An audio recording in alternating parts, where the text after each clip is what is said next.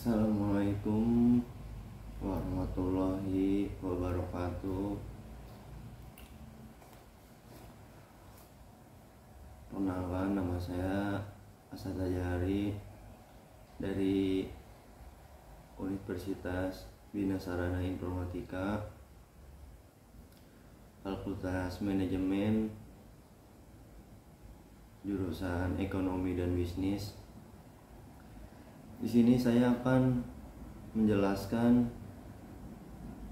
tentang bagaimana mengelola dalam berkepemimpinan. Dalam kehidupan sehari-hari, baik di lingkungan keluarga, organisasi, perusahaan sampai dengan pemerintahan, sering kita dengar dengan sebutan pemimpin. Kepemimpinan serta kekuasaan. Ketiga kata tersebut memang memiliki hubungan yang berkaitan satu dengan yang lainnya.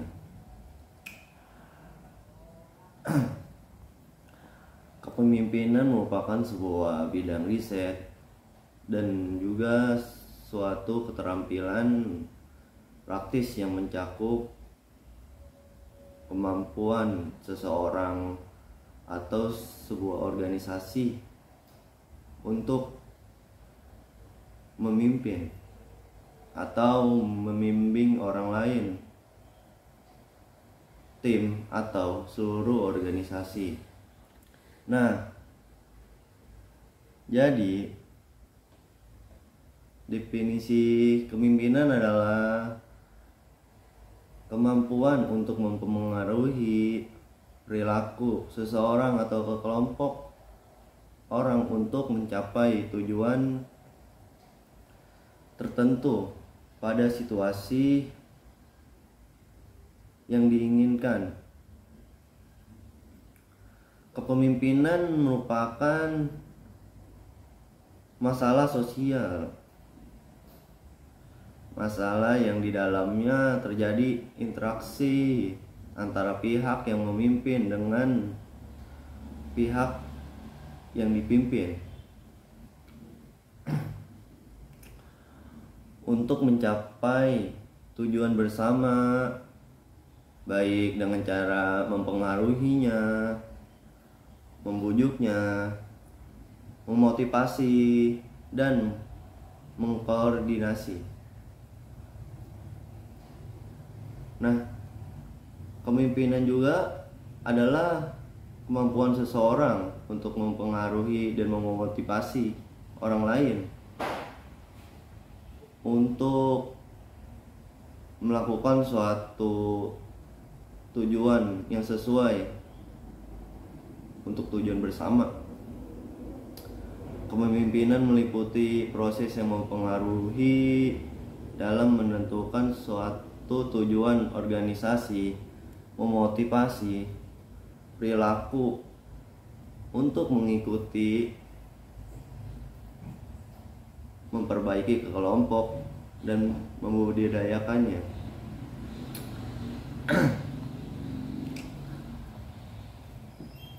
Pemimpin yang berhasil hendaknya memiliki beberapa kriteria yang tergantung pada sudut pandang atau pendekatan yang digunakan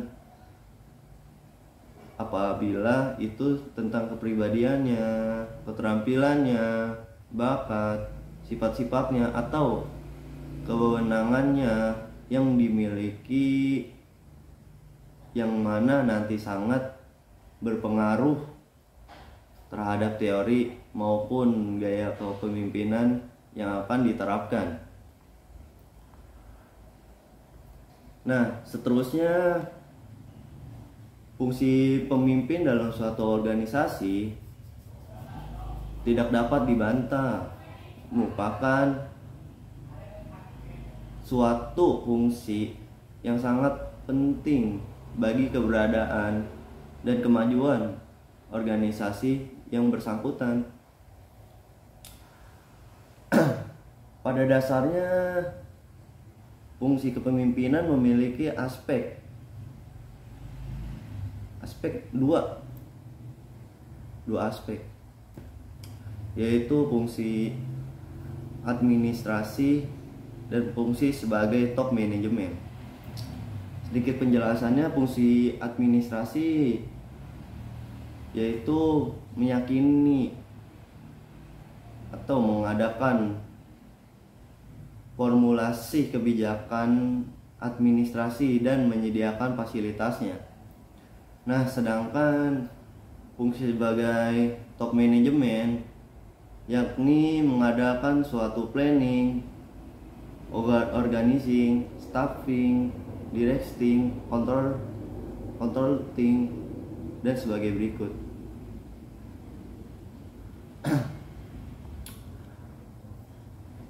Teori kepemimpinan memahami teori-teori yang sangat mempengaruhi dalam suatu berkepemimpinan yang sangat besar. Artinya untuk mengkaji sejauh mana kepemimpinan dalam suatu organisasi yang telah dilaksanakan secara efektif serta menjunjang kepada produktivitas organisasi secara keseluruhan. Seorang pemimpin juga harus mengerti tentang teori kepemimpinan agar nantinya mempunyai referensi dalam menjalankan suatu organisasi. Beberapa teori tentang kepemimpinan antara lain teori kepemimpinan sifat. Nah, teori ini terdapat pengaruh dari aliran perilaku pemikir psikologi yang berpandangan bahwa sifat-sifat kepemimpinan tidak seluruhnya dilahirkan, akan tetapi juga dapat dicapai melalui pendidikan dan pengalamannya. Nah, selanjutnya teori kewibawaan.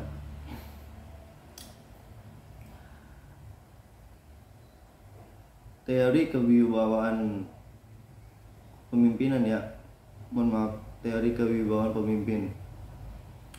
Kewibawaan merupakan faktor penting dalam kehidupan kepemimpinan.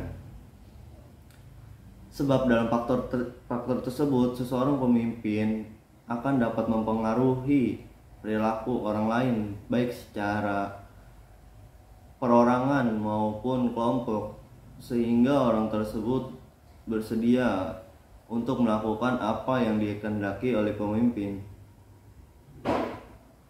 Nah, teori kepemimpinan situasi.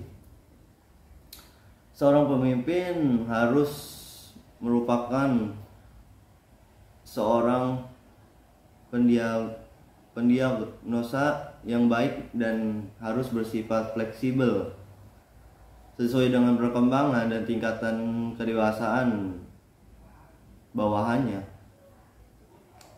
Nah, selanjutnya teori kelompok.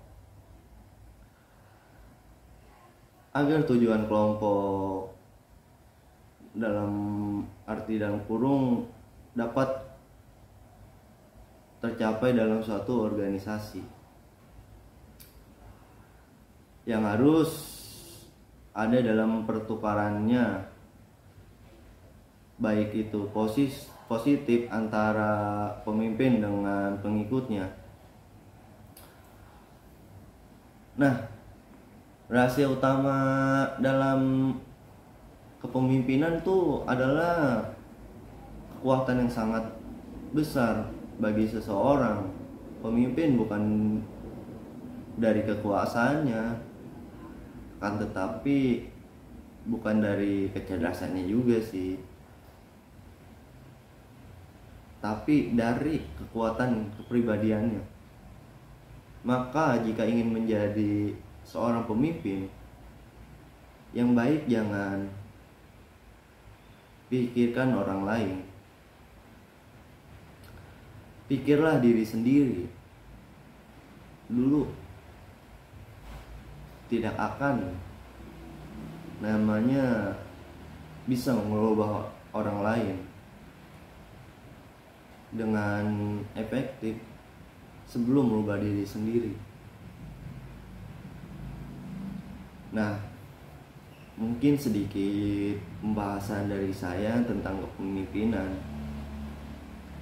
Kurang lebihnya saya mohon maaf bila ada salah kata, mohon dimaafkan dan mohon dimaklumi. Sekian dari saya.